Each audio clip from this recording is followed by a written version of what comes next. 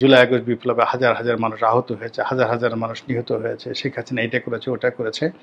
এই পুরো জিনিসগুলোকে তিনি জাদুঘরে পাঠাতে চাচ্ছিলাম যে শেখ হাসিনার যে বক্তব্য প্রচার করেছে আমার দেশ, তার মাধ্যমে স্পষ্টত বোঝা যাচ্ছে যে শেখ হাসিনা খুব দ্রুত কিছু একটা করতে চাচ্ছেন। এর কারণ হলো তার বয়স এখন প্রায় ৮০ বছর। তিনি তার সীমাবদ্ধতা জানেন এবং তিনি জানেন যে এখন তাকে প্রতিটা সেকেন্ড কাউন্ট করতে হচ্ছে।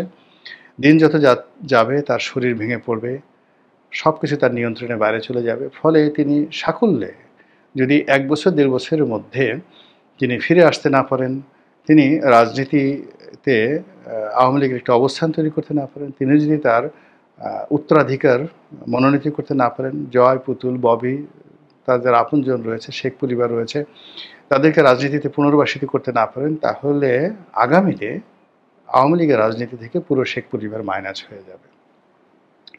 ফলে তার ১৫ বছরের সরাসরি অভিজ্ঞতা, আর রাজনীতিতে সে কত বছর হলো, উনি ১৯৮১ সনে এসেছেন বাংলাদেশে। ৮১ সন থেকে এই পর্যন্ত প্রায় ৫০ বছর হয়ে গেল। সেই ৫০ বছরের তার যে সুদীর্ঘ অভিজ্ঞতা, ৫০ না ৪৫, অত হবে না, ৪৫ বা ৪৬ বছরের তার যে অভিজ্ঞতা, সুদীর্ঘ অভিজ্ঞতা, সেই অভিজ্ঞতা এখন তিনি এটিকে অভিঘাতে পরিণত করতে চাচ্ছেন। ২ নম্বর হলো যে তিনি ইতিপূর্বে ভারতে নির্বাসনে ছিলেন বঙ্গবন্ধু হত্যাকাণ্ডের পরে। তখন তার বয়স অল্প ছিল, টাকা ছিল না, অসহায় ছিলেন। তো এখন সরকারের হিসাব অনুযায়ী যদি তিনি ১৫ লক্ষ কোটি টাকা পাচার করে থাকেন, আর এর মধ্যে যদি তার হাতে এখন ক্যাশ ২-৩ কোটি টাকা, ২-৩০০ কোটি টাকা থাকে, মানে ২-৩০০ কোটি হবে না, ২-৩ লক্ষ কোটি টাকা, মানে ১৫, মানে চুরি চামারির টাকা পয়সার হিসাবও করতে পারি না ঠিকমতো। আমি এখনও ঠিকমতো টাকা গুনতে পারি না। ২-৩ লাখ টাকা গুনতে দিলে আমার ভুল হয়ে যায়।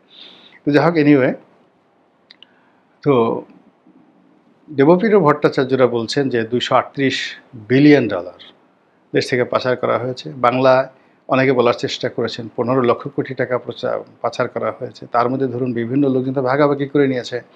তো শেখ হাসিনার ভাগে যদি ২ লক্ষ বা ৩ লক্ষ কোটি টাকা থেকে থাকে, আর সেই টাকার মধ্যে থেকে যদি মাত্র ৫০,০০০ কোটি টাকা তিনি ব্যয় করেন বাংলাদেশকে উত্তাল করার জন্য, সর্বনাশ ঘটে যাবে।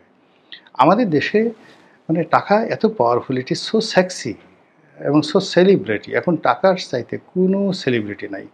৮০ বছর ৯০ বছরের একটা বৃদ্ধ বা বৃদ্ধা, সে যদি টাকা উড়ায় তাহলে যে কোনো তরুণ বা যে কোনো তরুণীকে সে মুগ্ধ করতে পারে, তার সঙ্গে বিছানায় নিতে পারে, তার সঙ্গে ঘর করতে পারে, তার পিতামাতাকে কিনে ফেলতে পারে, তার পরিবারকে কিনে ফেলতে পারে। এই হলো টাকা, যেটা আগে কল্পনাও করা যেত না। তো সেই টাকা দিয়ে তিনি অনেক কিছু করতে পারেন, এবং ওটাই আমার দেশ যে ফুটেজগুলো তারা প্রকাশ করেছে, লিক করেছে, তাতে ওই যে তার যে শক্তি, সামর্থ্য, তার যে কমান্ডিং ভয়েস, তিনি যে একটু অবদমিত হন নাই, তিনি যে আগের মতোই বাংলাদেশের প্রধানমন্ত্রী হিসেবে শেখ হাসিনার যেভাবে কথা বলতেন দাপট নিয়ে, মনে হয় যে তিনি ভারতে বেড়াতে গেছেন, রেস্ট নিতে গেছেন। তো রেস্ট নিতে গিয়েছেন, এখন ভারতে গিয়ে তিনি তার নেতাকর্মীদেরকে হুকুম দিচ্ছেন, এবং তিনি এখনও তিনি মনে করছেন যে বাংলাদেশে তিনি বৈধ প্রধানমন্ত্রী, আবার আগামীতেও তিনি প্রধানমন্ত্রী থাকবেন। এই দেশটা তারই, তার বাবাই যুদ্ধ করেছেন। তো তিনি এই মধ্যে যে ঘটনাগুলো আমরা এখন এখানে বসে বলছি যে এই জুলাই আগস্ট বিপ্লবে হাজার হাজার মানুষ আহত হয়েছে, হাজার হাজার মানুষ নিহত হয়েছে, শেখ হাসিনা এটা করেছে ওটা করেছে, এই পুরো জিনিসগুলোকে তিনি জাদুঘরে পাঠাতে চান।